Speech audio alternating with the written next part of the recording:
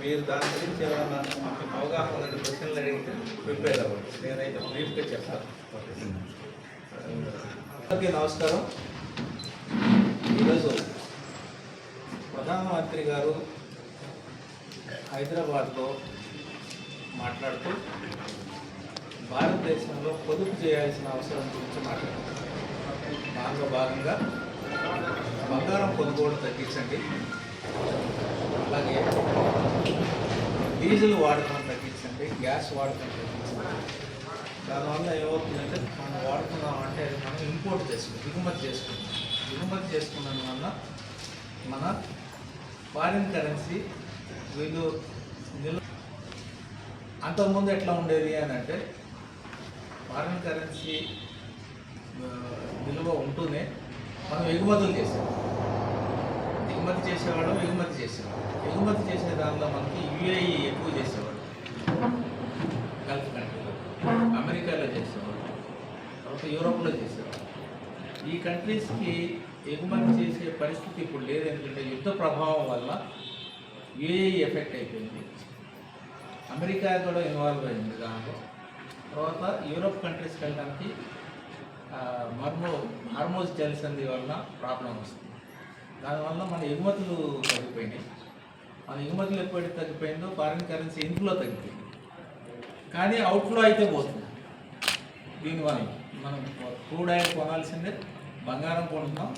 బంగారం మీ అందరికీ తెలుసు, మనం ఇక్కడ కొనే ఆభరణాలు మొత్తం కూడా మనం బంగారం దిగుమతి చేస్తాం. ఈ form of biscuits or cloths చేసుకొని దాన్ని కన్వర్ట్ చేసుకొని ఆభరణాలు ఇండియా మొత్తం కొంటుంటాము. అది తగ్గించినందువల్ల మన దిగుమతి తగ్గుతుంది. ఫారిన్ కరెన్సీ మనం ఎప్పుడైతే ఎగుమతి చేస్తే రావాల్సిన ఫారిన్ కరెన్సీ అయిపోయిందో మనం చేయాల్సిన నెక్స్ట్ ఆల్టర్నేటివ్ ఏంటంటే ఉన్నదాన్ని కాపాడుకోవటం అంటే ఇది మెథడ్స్ అనే ఉద్దేశంతో మాట్లాడారు. కానీ దేశంలో చాలా చోట్ల దాన్ని కొంచెం ఆందోళనగా భావిస్తున్నారు. భారతదేశ ఆర్థిక పరిస్థితి ఇట్లా ఉంది అని.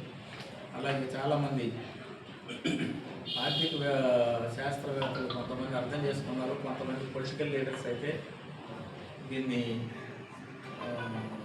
ఒక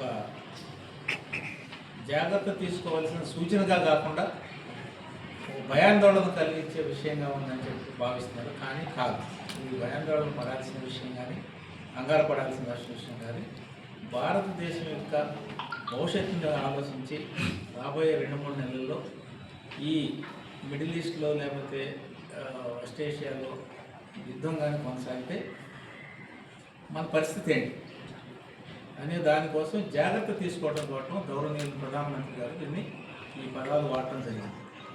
అయితే పరిస్థితుల్లో మనం గత 2 నెలలుగా ఎందుకని మనం ఇది తీసుకోలేకపోయాం అని అంటే యుద్ధం ఆగిపోతుంది, మనం గవర్నమెంట్ తీసేసుకుంటుంది నష్టాన్ని చెప్పి భావించారు.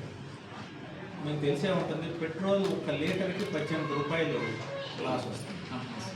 1 లీటర్ దేశంలో ఈ విధంగా చూసుకుంటే వేల కోట్ల రూపాయలు లాస్లో ఉంది. దాన్ని మొత్తం గవర్నమెంట్ భరిస్తుంది, ఎందుకంటే ప్రజల మీద భారం మోపకూడదని చెప్పి. అది ఎంతకాలం ఇట్లా ఎంతకాలం నడిపించడానికి కష్టం. కాబట్టి పరిస్థితుల యొక్క వాతావరణం ఇంకా మళ్ళీ పెరిగిపోతా ఉంది. నిన్న కూడా చూశారు, మేజర్ ఆయిల్ రిఫైనరీ మీద బాంబింగ్ జరిగింది. దట్ ఈస్ ద బిగ్గెస్ట్ ఈ 2 నెలల వార్. కాబట్టి ఇది ఆగకపోతే మన పరిస్థితి, మనం భారతదేశ ఆర్థిక వ్యవస్థను మనం గట్టిగా పెట్టుకొని ప్రజలు ఇబ్బంది పడకుండా ఉండాలి అనే ఉద్దేశంతో ప్రధానమంత్రి గారు చేస్తున్న ఇది ఒక సూచన మాత్రమే. అయితే అంత మాత్రం చేత మనం భయపడాల్సిన విషయం కాదు, కానీ జాగ్రత్తలు అయితే తీసుకోవాలి. జాగ్రత్తలు తీసుకోకపోతే ఏమవుతుంది అని అంటే మన దేశంలో ఉన్న దారిద్ర్యం లేకుండా చిన్నవాళ్ళు, తర్వాత వర్కర్స్, తర్వాత వ్యవసాయ కూలీలు అందరూ ఎఫెక్ట్ అయ్యే పరిస్థితి వస్తుంది. వ్యవసాయం కూడా ఎఫెక్ట్ అయ్యే పరిస్థితి వస్తుంది. ఎందుకంటే మనకి ఫెర్టిలైజర్స్ దిగుమతి చేసుకుంటాం, న్యాచురల్ గ్యాస్ దిగుమతి చేసుకుంటాం. ఈ 2 ఎప్పుడైతే మనకి యుద్ధ ప్రభావాలు ఆగుతాయో మనం పంటలు పండించడానికి. కాబట్టి ప్రజలందరూ కూడా దీన్ని అర్థం చేసుకొని ప్రతి వాళ్ళు ఎవరి స్థాయిలో వాళ్ళు, చిన్న దగ్గర నుంచి పెద్ద దాకా ఎవరి స్థాయిలో వాళ్ళు పొదుపును పాటించడం అనేది చాలా అవసరం. ఎట్లాంటి పొదుపు పాటిస్తామంటే, కార్లు వాడేవాళ్ళు ఇప్పుడు కాన్వాయిల్గా వాడేవాళ్ళు, లేకపోతే పెట్రోల్ కార్లు వాడేవాళ్ళు పబ్లిక్ ట్రాన్స్పోర్ట్ని వాడుతుంటే దానికి తగ్గిస్తుంది. అలాగే గ్యాస్ వాడేవాళ్ళు పొదుపుగా వాడటం, విపరీతంగా వాడేసి రోజు నెలకు 2-3 సిలిండర్లు వాడేవాళ్ళు దాన్ని తగ్గించాలి. ఎందుకంటే గ్యాస్ కూడా దిగుమతి చేసుకో, క్రూడ్ నుంచి వస్తుంది, గ్యాస్ కూడా దిగుమతి చేసుకోవాలి. అలాగే మన పంటలకు కావాల్సిన ఫర్టిలైజర్ ఇవన్నీ కావాలి కాబట్టి దేని వరకైతే మనం ఖర్చు పెట్టాలో అంతవరకే. అలాగే బంగారం దిగుమతి అవ్వాల్సింది, దిగుమతి ఆగితే మనకి ఫారిన్ కరెన్సీ.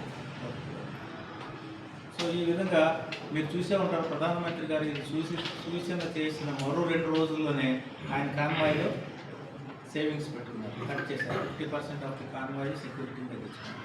ఆయన్ని ఫాలో అవుతూ ఆనరబుల్ సీఎం గారు చంద్రబాబు నాయుడు గారు కూడా తగ్గించారు. అలాగే డిప్యూటీ సీఎం గారు కూడా తగ్గించారు. అంటే వాళ్ళే మార్గదర్శకంగా మేము ఇది చేస్తున్నాం కాబట్టి మీరందరూ జాగ్రత్తగా చేయండి, పొదుపు పాటించండి, భారతదేశ ఆర్థిక వ్యవస్థను కాపాడుకుంటాం. భారతదేశంలో ఉన్న ప్రజలు రాబోయే 30 రోజులు, 60 రోజులు, 90 రోజులు మన యొక్క జీవన ప్రమాణాలని ప్రభావం లేకుండా బ్రతకడానికి చేద్దాం అనే విధాన్ని వీళ్ళు చెప్పడం జరిగింది.